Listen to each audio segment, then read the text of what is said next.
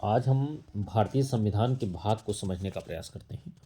बहुत ही important chapter है। भाग भी पूछे जाते हैं यहाँ से और अनुच्छेद भी पूछे जाते हैं। सबसे पहले हम कल्पना करते हैं कि हम किसी राज्य का निर्माण करने जा रहे हैं, किसी देश का निर्माण करने जा रहे हैं। कल्पना कीजिए कि आप किसी देश का निर्माण करने जा रहे हैं, तो सबसे पहला जो काम आप करेंगे, किसी क्षेत्र का निर्धारण करेंगे। प्रथम भाग वही करता है, एक क्षेत्र का निर्धारण करता है और इसका वर्णन संविधान का अनुच्छेद 1 से 4 करता है कि यह क्षेत्र कहाँ से कहाँ तक है, कौन से संघ हैं, कौन से राज्य क्षेत्र हैं इसमें सम्मिलित हैं। अब जब आपने एक क्षेत्र का निर्माण कर दिया किसी देश के निर्माण के लिए, तो दूसरा निर्धारण ये होता है कि यहाँ पे कौन से लोग रहेंगे और कौन से लोग नहीं रहेंगे। इसको हम पढ़ते हैं भाग 2 में नागरिकता के तहत। अनुच्छेद 5 से लेकर 11 तक भारतीय संविधान में नागरिकता का वर्णन किया गया है, अर्थात कौन से लोग भारत के नागरिक होंगे और कौन से नहीं होंगे। अगला है भाग 3।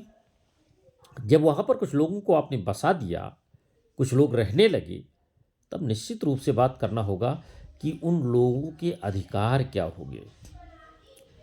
पहली बड़ी ये मानव की स्थिति है, स्वभाव है कि वो मांग करता है हमारा यहाँ पर क्या अधिकार होगा, और इसका वर्णन भाग 3 करता है मौलिक अधिकार के तहत अनुच्छेद 12 से 35।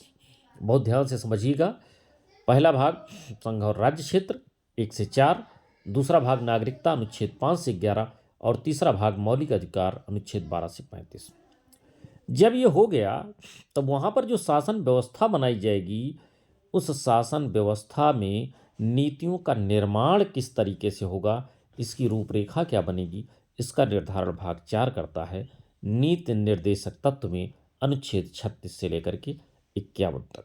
अर्थात 51 जो है शुभ संख्या है, जो भी होगा शुभ के लिए होगा, कल्याण के लिए होगा, ऐसी नीतियाँ बनाई जाएंगी। जब आपको अधिकार मिल गए, आपको आवास मिल गया, आपने नीतियों के बारे में जान लिया, तो निश्चित रूप से उस क्षेत्र के विषय में वहाँ के नागरिकों के क्या कर्तव्य बनेंगे, ये भाग 4 का में जोड़ा गया है मूल कर्तव्य से और अनुच्छेद 51 का भाग 4 में।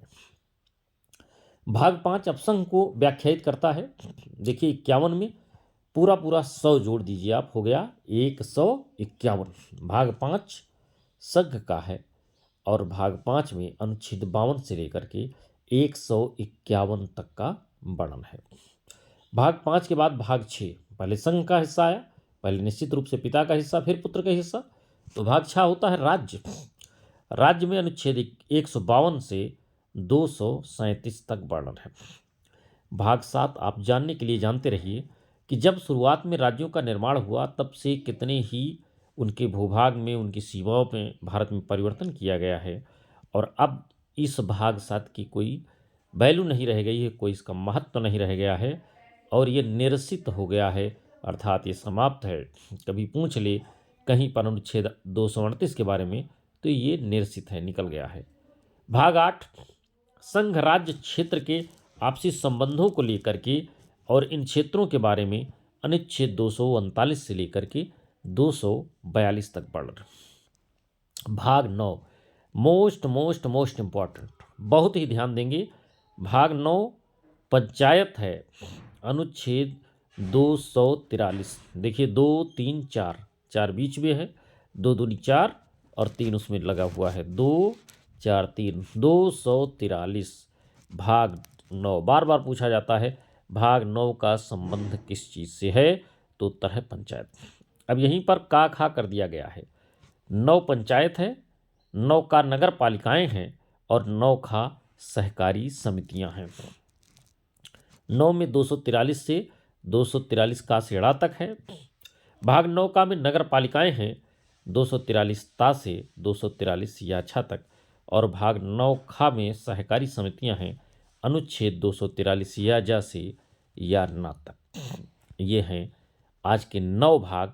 भाग 1 संघ राज्य क्षेत्र है, भाग 2 नागरिकता है, 3 मौलिक अधिकार, 4 नीति निर्देशक तत्व, 4 का मूल कर्तव्य, भाग 5 संघ का है और 6 राज्य है, 7वां निश्चित हो चुका है, 8वां संघ राज्य क्षेत्र, 9 पंचायत, 9 का नगर पालिकाएँ और नौखा सहकारी समितियाँ। याद रखेंगे इनको।